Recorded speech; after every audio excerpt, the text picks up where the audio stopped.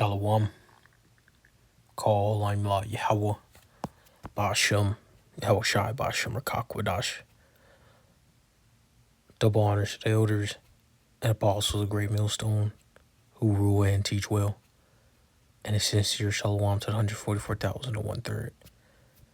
Now, quick touch up on the demise of these devils, these Edomites. Okay. So as we know, society as a whole, specifically Babylon the Great, and these countries that follow after Babylon the Great, uses these Edomites, Amalek's blueprint of capitalism. Let's get a scripture on that. Let's see. This is 2nd Ezra 16 chapter and verse 1. Woe be unto thee, Babylon, and Asia. Woe be unto thee, Egypt, and Syria. Verse 8. The mighty Lord, Yahweh, sendeth the plagues, and who is he that can drive them away? So guess what? China, okay, Pakistan, India, so on and so forth. And this includes what we call today Europe too. Because guess what? Asia included what we call today Europe. That was still called Europe, meaning if you had a map, because they didn't have the internet, okay, they didn't have internet and smartphones. They had paper with detailed trading routes and names of regions on the map. And if you looked at an ancient map, the year 800 BC or 400 BC, right? And you looked at today where it says, I don't know, Switzerland or France and all these places, that region would still be Asia, okay? It wouldn't be Europe. Europe is a newer title for that piece of land, okay?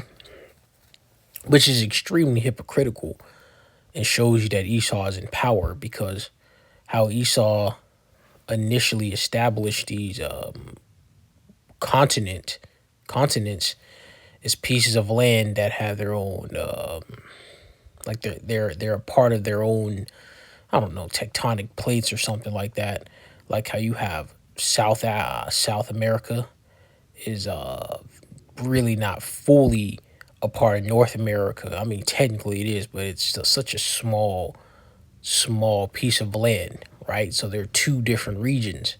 And then Africa would be a different region than what we would call Asia, right? Because that's such a small slither of land connects them. And then, of course, Australia is completely not connected to anything.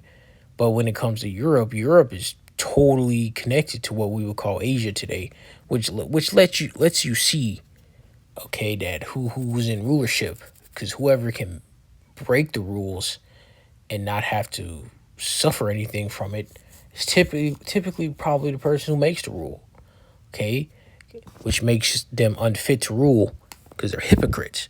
But that's enough of me talking. Let's dive into what is late stage capitalism. Late stage capitalism is a phrase used by economists, sociologists, and internet culture to describe the current, highly financialized phase of the global economy. Originally rooted in Marxist theory, it highlights systemic absurdities, extreme wealth gaps, and a commodification of everyday life. Academic definition. Scholars like Ernest Mandel and Frederick Jameson used late capitalism to define the post-World War II, post-industrial global market domination by multinational corporations, automation, and consumerism. And who did all this? All right, was it so-called black man? No, it was Amalek, the chief house of Edom, and the Edomites as a whole. This is Numbers 24 and 20. And when he looked on Amalek, he took up his parable and said, Amalek was the first of the nations, but his latter end shall be that he perish forever. Okay, so guess what? This is it. This is Esau wants to come with this MOTB system and think he's gonna move on in life with that ain't happening. You're going down and the Israelites are coming up. Cultural shorthand online, the phrase functions as a sardonic label for dystopian or trigonometric market failures, such as needing to crowdfund life-saving medical care or algorithmic price. All right, Salaki on that. I'll probably merge these two videos together. Um, you barely won't even notice. All right, so when you look at the crowdfunding for life-saving medical care, hey, in most countries, especially modern, very what's the word I'm looking for? Built up and technologically advanced countries, they have free healthcare. Japan's healthcare is free. Okay, I think even Brazil has free healthcare, if I'm not mistaken. And Brazil's not even that functional of a country compared to Babylon, the U.S. U.S. doesn't have free healthcare, and if Esau hates you Israelites, especially you so-called Negroes, so much that he makes sure his own people don't get free healthcare, so you don't get it. All right, that's really the wrath of Yahweh upon Jacob. Okay, and we're starting to see the severe effects of it as society goes on because the wages aren't keeping up with the inflation. Financialization. Profit is increasingly driven by financial speculation, debt, and asset management rather than traditional manufacturing. Yeah, China is essentially at where Babylon the Great used to be, 50, 60 years ago. Post World War II Babylon is where China is currently. China is doing quite well for themselves. They're not having this super insane plague that we see here in Babylon the Great with the economy. But they're gonna get plagued. Of course, not as bad as these Edomites, but they're gonna feel the effects too. Moab is our enemy. Okay, the so-called Chinese. They're not. Of course, there's Israelites among them, but they're not our allies. Extreme inequality, a widening wealth gap where capital concentrates heavily among top earners and corporate monopolies. Yeah, man, if you look at the wage of a CEO and then a worker from like the 80s till now, it's ridiculous. Like a CEO in the 80s would make, I don't know, $1 million a year, and a worker would make 35, 30K a year or something like that. And then now the worker makes 50, 60K a year, and the CEO's now pumping out 25, 30 million a year. So that's a extreme wealth gap, insane wealth gap. And hey, that's why the middle class is getting done away with. And if you look at, let's read this scripture right here. Bear with me. This is Revelations 13 and 16. And he causeth all, both small and great, rich and poor. I'm going to stop right there. Rich and poor. It didn't say rich, middle class, poor. No. Society has been trending to where there's only rich people and poor people. And the ragamuffin, all right, the Jabberwocky, from 7 or so years ago, 6, 7 years ago, guess what that did? That sped it up, got decreasing the middle class. There's not going to be, as time progresses, the middle class is totally going to get wiped out. It's only going to be rich people and poor people. Okay.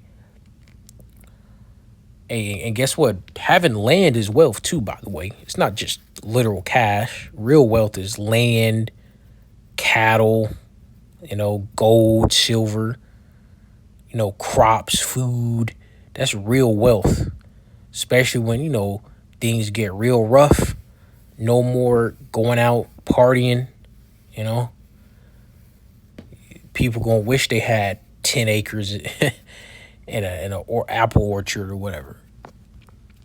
Total commodification, expanding markets into digital spaces, personal data, and immaterial experiences like lifestyle and leisure. Yeah, especially Gen Z. Gen Z, they don't want to, they're going out blowing money on experiences instead of fully saving up to try to get a house or whatever.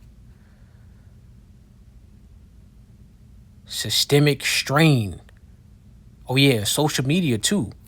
Look at social media with people showing off their lifestyles like that's a new thing.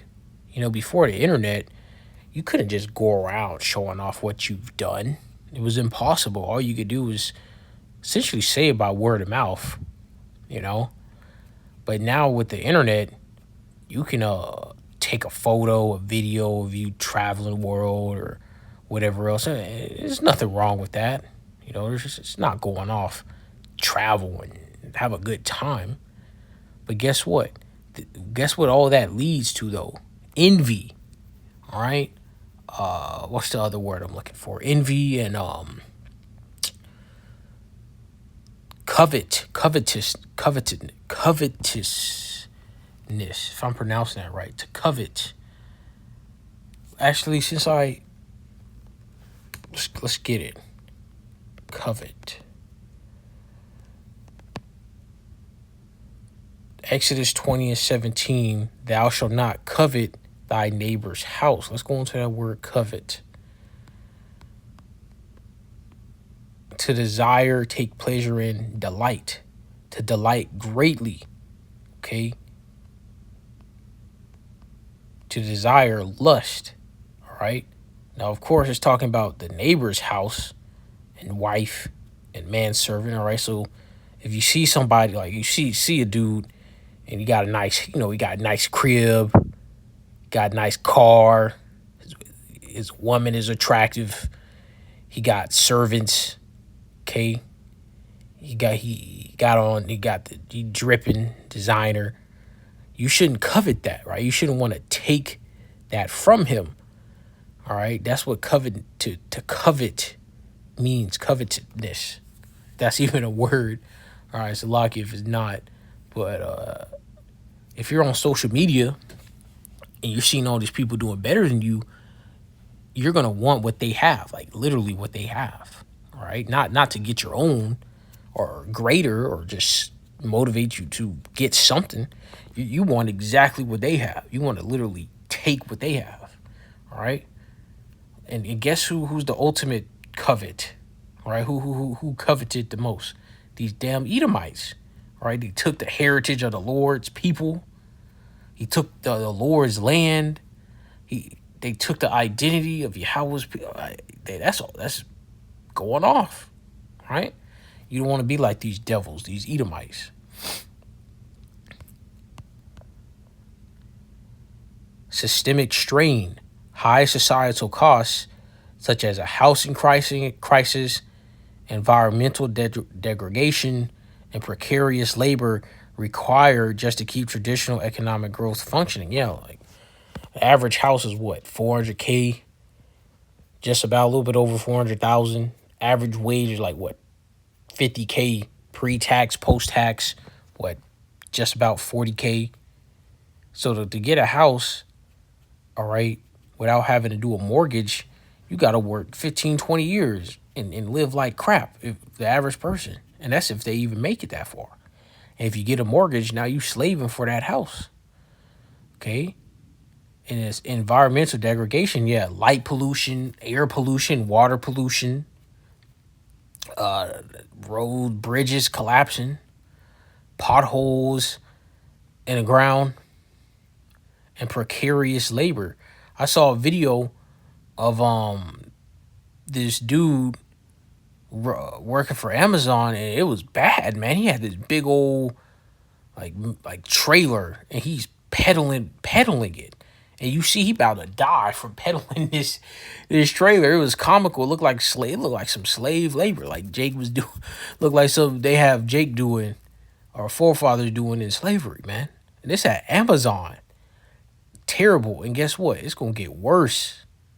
Okay, it's gonna get way worse. Let's end this off right here. Actually, two. I got two, a couple more. Not just this. Let's go to Isaiah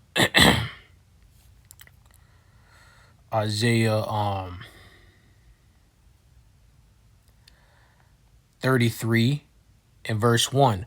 Woe to thee that spoilest, and thou was not spoiled, these Edomites, and dealest treacherously, and they dealt not treacherously with thee. When thou shalt cease to spoil, thou shalt be spoiled. And when thou shalt make an end to deal treacherously, they shall deal treacherously with thee. So you Edomites got it coming. All right. You got it. You are in for a world of pain. These Edomites are already suffering now, and it's gonna get significantly worse, exponentially worse. They're not gonna be able to take, especially in the kingdom. When we get them in captivity, they ain't gonna be able to deal. Let's get. I'm in this off right here in Second Esdras. This is your late stage capitalism right here. Second Ezra 6 chapter and verse 9. For Esau is the end of the world, and Jacob is the beginning of it that followeth. There you go. So this is the end of these devils. They don't got much left going for them. All right. So with that, shalom.